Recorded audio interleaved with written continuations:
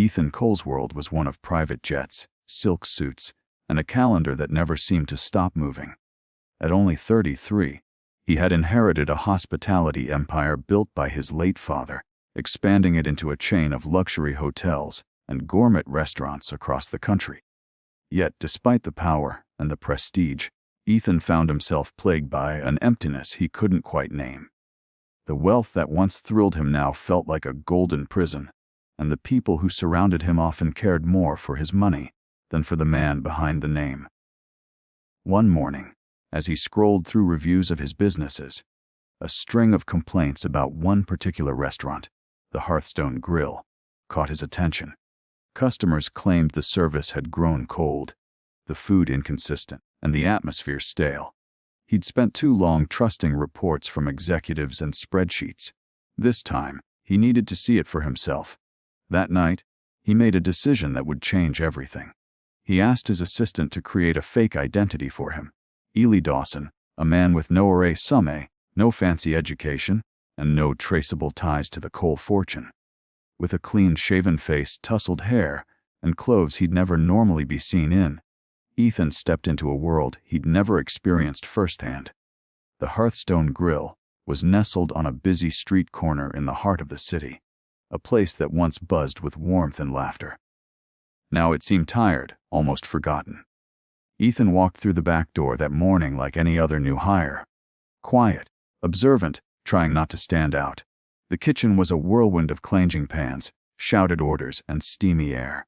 The manager, clearly under pressure, barely looked at Ethan before assigning him to dishwashing. The first few hours were brutal.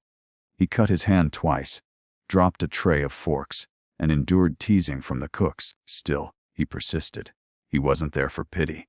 He was there to understand, and that's when he saw her. Claire. She was balancing plates, smiling at customers, and moving like the heartbeat of the place. Her laugh was soft but contagious, and the other staff seemed to gravitate toward her energy. Ethan watched as she calmed an angry customer with nothing but empathy in her voice, then turned around to help a junior waitress who had dropped a tray. There was a kindness in her that startled him. She was nothing like the polished socialites he met at charity galas. As his shift ended, and he dragged his sore body out into the cool evening air, Ethan felt something stir within him, a mixture of humility, curiosity, and something he hadn't felt in years: excitement.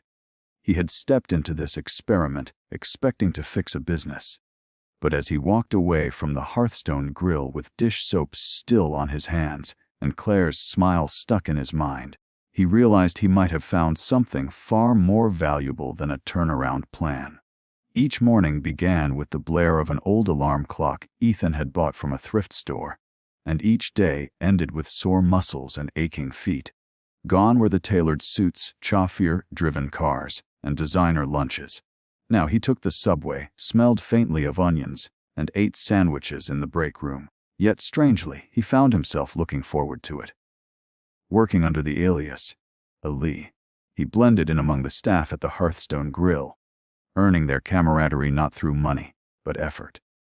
No one knew he was the man whose name was on their paychecks. And though the dishwasher job was rough and humbling, Ethan felt more alive than he had in years. More than anything, it was Claire who made every exhausting day worthwhile. She floated through the chaos of the restaurant like a steady breeze, never rushed, never flustered. If a table was unhappy, she smoothed it over with a warm smile. If someone was short on their bill, she quietly covered the difference. But beneath her strength, Ethan noticed a certain heaviness in her eyes, like she carried the world on her shoulders. Curious, he began asking gentle questions during their shared breaks.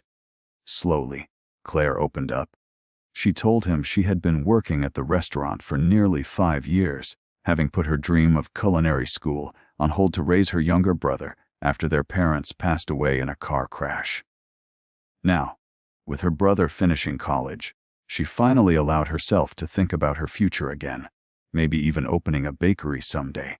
The way she spoke about food, with passion and poetry, captivated Ethan. He realized that behind her modest waitress uniform was a woman brimming with dreams, just waiting for someone to believe in them. And the more time he spent with her, the more his feelings grew. He found himself volunteering for extra shifts just to catch glimpses of her in the chaos of dinner service. Sometimes, during slow hours, they cleaned side by side, joking about customers, sharing pieces of their pasts, and laughing in the kind of way that made Ethan forget he was living a lie. But even as his heart pulled him closer to Claire, the truth loomed over him like a shadow. Every time she smiled at him or trusted him with a piece of her story, guilt gnawed at his chest. He wanted to tell her who he really was, to share everything, but he feared what might happen if he did. Would she see him differently? Would she think he'd only gotten close to her out of curiosity or boredom? He didn't want to lose the authenticity they had, the rawness that came from meeting each other without masks. So he said nothing. Instead, he fell deeper into a world that wasn't his, all while falling harder for the one woman who didn't know the truth. And with each passing day, Ethan Cole, the billionaire, felt more like Ely Dawson, the dishwasher, and more in love than he'd ever imagined possible. It happened on a busy Friday night. One of those shifts when the restaurant pulsed with noise. The kitchen roared with orders, and every table was packed. Ethan, still scrubbing dishes in the back, kept stealing glances toward the front, where Claire moved with her usual grace, calming complaints and making chaos look like choreography. But when a wealthy, entitled customer began berating a young waitress, Claire stepped in. She politely asked the man to be respectful, only to be met with a sneer and cruel words. Ethan couldn't stay silent. Without thinking, he pushed through the swinging kitchen doors, stood between Claire and the customer, and calmly de-escalated the situation with a level of authority no dishwasher should possess. His confidence, his tone, and the way he subtly referenced policy and company values sent alarm bells ringing. The customer left, grumbling, and Claire looked at Ethan, her brow furrowed. "How did you know the refund policy word for word?" she asked. Ethan faltered for the first time in weeks. The other staff had started whispering too, eyeing him with suspicion. Claire didn't push it further in front of everyone, but as the night ended and they locked up together, she turned to him beneath the amber glow of the street lamp outside the restaurant. "Eli," she said quietly, "I don't think that's really your name." The moment he dreaded had arrived. There was no more hiding.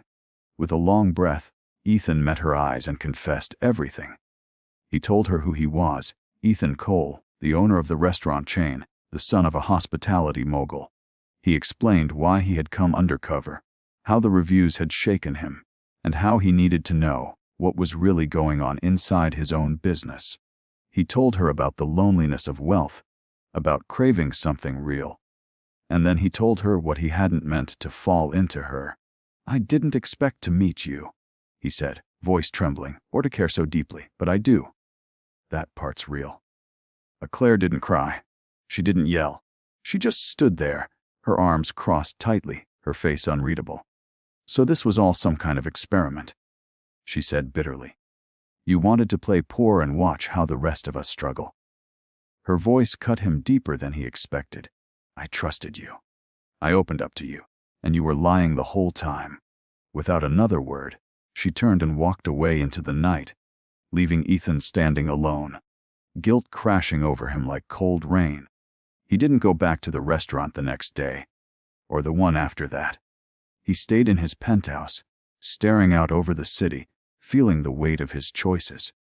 He had tried to find truth in a world built on illusion, and in the process, he had hurt the only person who had ever made him feel truly seen.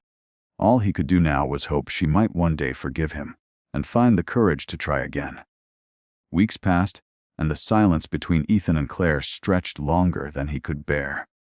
Though he returned to managing his empire, none of it brought him joy. The sleek office, the luxury, the accolades, it all rang hollow now. His heart remained stuck in that quiet moment outside the Hearthstone grill, watching Claire walk away. He considered calling her, writing her, even showing up at the restaurant. But he knew she needed space. Then one morning, while driving through the arts district, he caught sight of a familiar figure through the window of a tiny shop on the corner. It was Claire, her sleeves rolled up, paintbrush in hand, transforming a bare space into something warm and welcoming. A wooden sign leaned against the wall that read Sweet Haven Bakery coming soon. Something in Ethan stirred. Despite everything, she was chasing her dream. She hadn't let heartbreak, or his betrayal, stop her. And in that moment, he realized what he needed to do wasn't just say sorry. He needed to show her that his feelings and his respect for her ambition were real. That afternoon, he returned with a simple box, a handmade wooden crate filled with blueprints, sample menus, and a handwritten letter. No logos, no grand gestures, just a proposal from one person to another. He waited outside the bakery until she noticed him through the window. She didn't smile. She didn't wave, but she opened the door. "I'm not here to fix anything with money," he said gently. "You don't owe me a second chance, Claire, but I owe you the truth and my support. I believe in you. I believe in this place." He handed her the box, stepped back, and let her decide. Inside the box was his letter. In it, Ethan laid everything bare. How much her courage had inspired him, how deeply he regretted deceiving her, and how much he still cared. He offered to help, not as a business partner or investor, but as a friend, or anything she was willing to let him be. Claire didn't say much at first, but the next day, when Ethan walked by again, the front door was open. "You said you're good with a paint roller, right?" she asked without looking up. And just like that, a door cracked open, not to the bakery, but to possibility. They worked side by side over the coming weeks, sanding, painting, designing. Slowly, laughter returned to their conversations. Trust was harder. It took time. But Ethan didn't rush it. He showed up every day, quietly, consistently, no mask, no lies. When Sweet Haven Bakery finally opened, the city showed up in droves. Customers were drawn to its cozy charm, the homemade pastries, the heart in every detail. Word spread quickly about the woman who followed her dream and the man who gave up wealth for something richer. And one evening, as they closed the doors after a busy day, Ethan reached for Claire's hand. This time, she didn't pull away. This time they were both exactly who they were, no secrets, just love,